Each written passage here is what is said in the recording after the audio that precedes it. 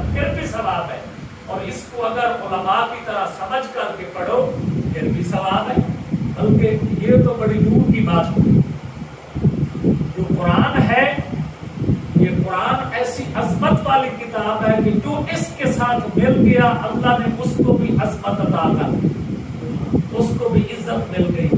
ہاں جی، عزت والوں کے ساتھ تعلق جوڑو نا تو بندے کو عزت ملتی ہے۔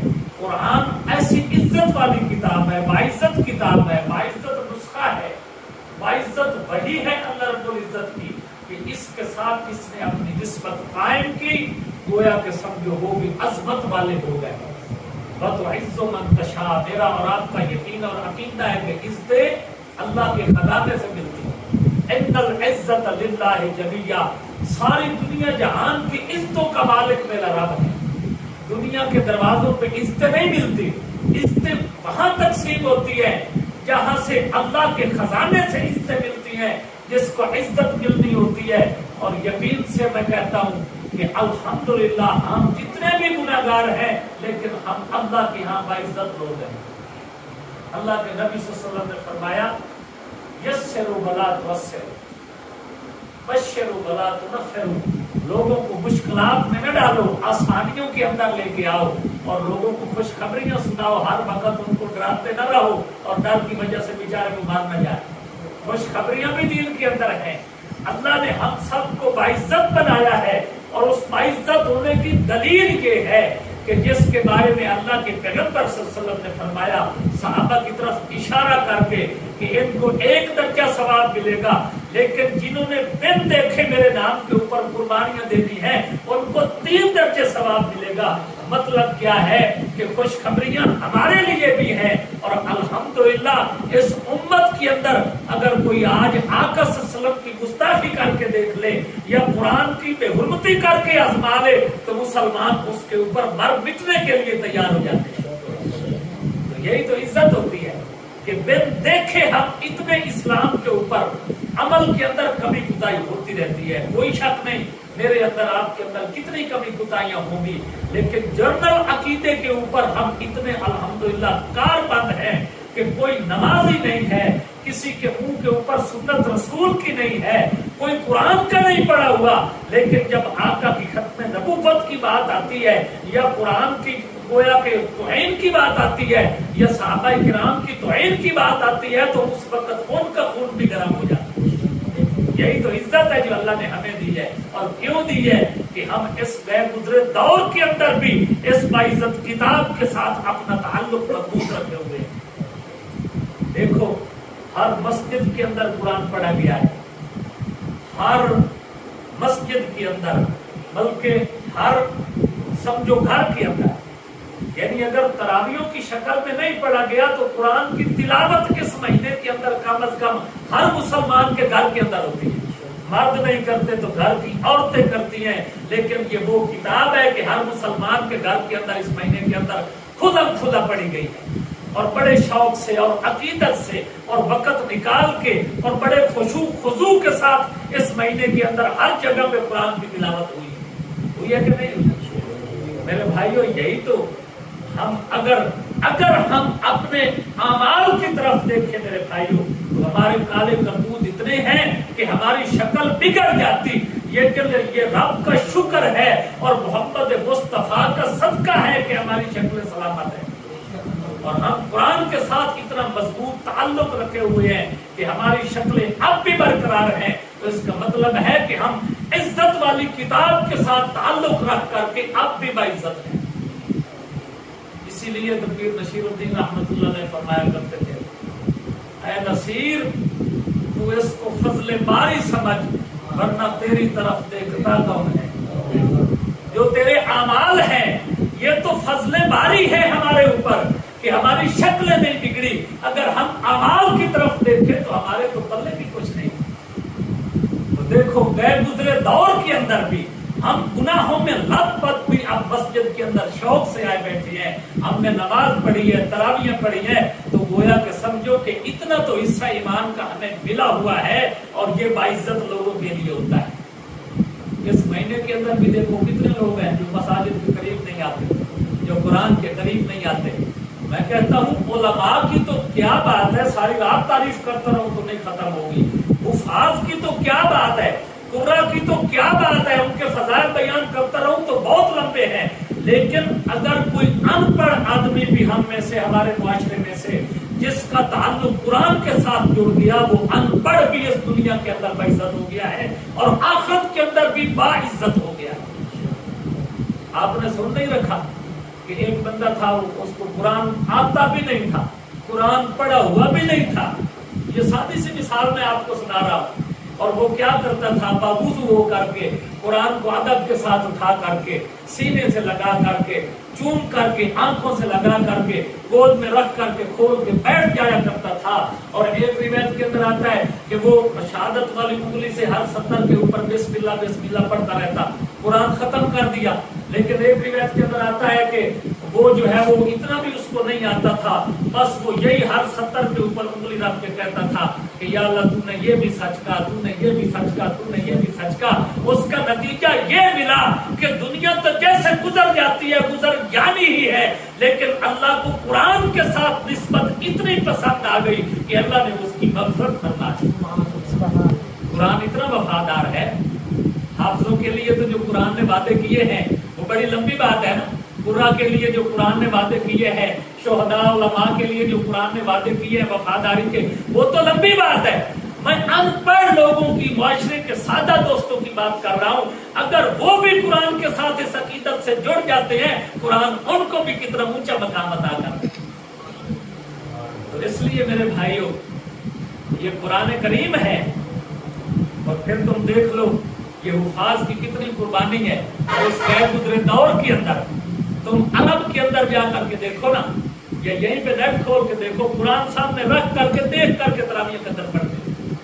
अल्हम्दुलिल्लाह ये हमारा हिंदुस्तान है, ये हमारा पाकिस्तान है, जिसको इस्लाम का किला कहा गया है। हमारे इतने इतने छोटे छोटे हाफिज भी अब हमसे बरनास तक 30 के 30 पारे देखो कि मुसल्ले के ऊपर इतने मजमे के सामने खड़े होकर के सुना देते। अल्लाह अकबर, ये कितना बड़ा मैं तो मोजज़ा समझता हूँ कि दिल के अंदर, दिल क्या है, एक पानी का बुलबुला है।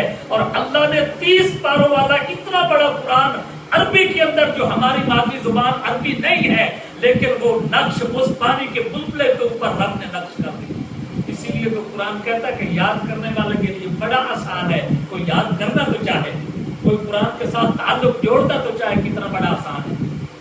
तो मेरे भाइयों, इसीलिए कुरान के साथ जुड़ जाओ, कुरान पढ़ी। और फिर देखो कुरान जिस घर के अंदर पढ़ा जाता है, जहाँ कुरान की तिलावत होती है, वहीं पे कुरान की रौनक लग जाती है। तो बड़े बड़े लोग जो है वो लोगों के सामने, एक तो कुरान को याद करना ये मुश्किल काम है, याद करके फिर सुनाना, जुबानी याद करना, और दूसरा लोगों के सामने खड़े होकर के सुनाना, ये कोई आसान बात है? कोई आसान बात नहीं है। बड़े बड़े लोग जब लोगों के सामने बातें करने लगते हैं ना, खड़े होकर के बैठ करके, तो बातें नहीं हो सकती, बातें भूल जाती हैं। बड़े बड़े जगीरदार लोग देखते हैं, 2-4 लोगों के सामने जब बात करना पड़ती है या किसी अफसर के सामने, तो उनकी टांगें लड़खड़ा जाती हैं, बात नहीं होती। अल्लाह अकबर, हाँ, टांगें काम जाती। तो मेरे भाइयों, ये बड़ा एक मोजज़ा है। और मैं कहता हूँ कि ये बच्चों का कमाल नहीं है, हमारे का, हुफाज का नहीं है, ये कुरान का मोजज़ा है, ये कुरान का एजाज है। एक आदमी को शौक लगा कि मैंने लीडर बनना है। लोगों ने कहा लीडर बनना है तो फिर तकरीर सीख। लीडर तो तकरीरें करते हैं स्टेजों पे, तो तुम तकरीर नहीं कर सकोगे तो लीडर कैसे बन सकोगे? उसने कहा अच्छा कोशिश करता हूँ, क्या अपने लोगों के सामने बेचारा तकरीर करे किसी न किसी फंक्शन पे, आखिर भूल जाए।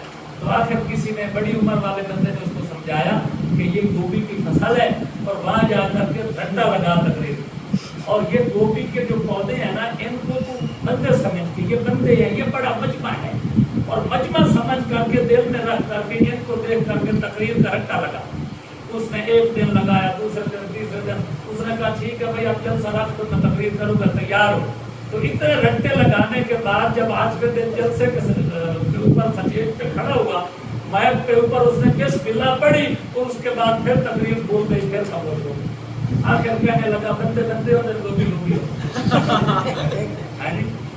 देखो 13, 14, 15 साल का हाफिज है कुरान, तवज्जो करो, मुसल्ले के ऊपर खड़ा होता है, उसको पता होता है पीछे चौधरी साहब भी खड़े हैं, पीछे नवाब साहब भी खड़े हैं, पीछे थानेदार साहब भी खड़े हैं, पीछे फला भी बहुत बड़ा आदमी खड़ा है, और उनके सामने भी 13-14 साल का बच्चा कुरान को इस तरह पढ़ रहा होता है जिस तरह कुरान अभी नाज़िल हो रहा है।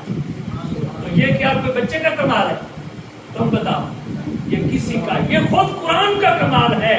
कुरान का कमाल इतना है कि जो उसके साथ जुड़ जाता है, जैसे कुरान की इज्जत अरफा बाला है, इसी तरह उसकी भी इज्जत अरफा बाला हो जाती है।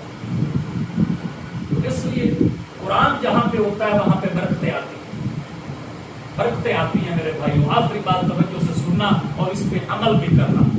ये रमजान का महीना है, गुजरने जाने वाला है, मेहमान है, जा रहा है। अगर हमारी जिंदगी है तो हम बाकी रहेंगे, लेकिन होगा क्या कि हम इसको भूल जाएंगे, इसको छोड़ देंगे, इस तरतीब से अलग हो जाएंगे। नहीं नहीं, कुरान की तरतीब को छोड़ना नहीं चाहिए, सारा साल नहीं छोड़ना चाहिए। दुकान में पढ़ो, दुकान में बरकत है, मकान में पढ़ो, मकान में बरकत है। हाँ जी, और जिम्मेदार फसल में पढ़ता है, जाके फसल में बरकत आती है। बल्कि हमारे एक क्लास फेलो थे मौलाना एहसानुल्लाह फारूकी साहब, तो उनके बाप थे कारी हमीद साहब, माशाअल्लाह उनको शरिया में वो उन्होंने बड़ी जिंदगी अरसा गुजारा, बहुत हो गया है। तो वो उनकी ये जो जिगर वाला होटल है जंग, तो इन्होंने, अब उस वक्त तो छोटा था, अब बहुत बड़ा हो गया, इन्होंने उसकी ड्यूटी लगाई हुई थी। वो ठीक 10 बजे जाके होटल के दरमियान में बैठ के अल्लाह के कुरान की तिलावत करता था।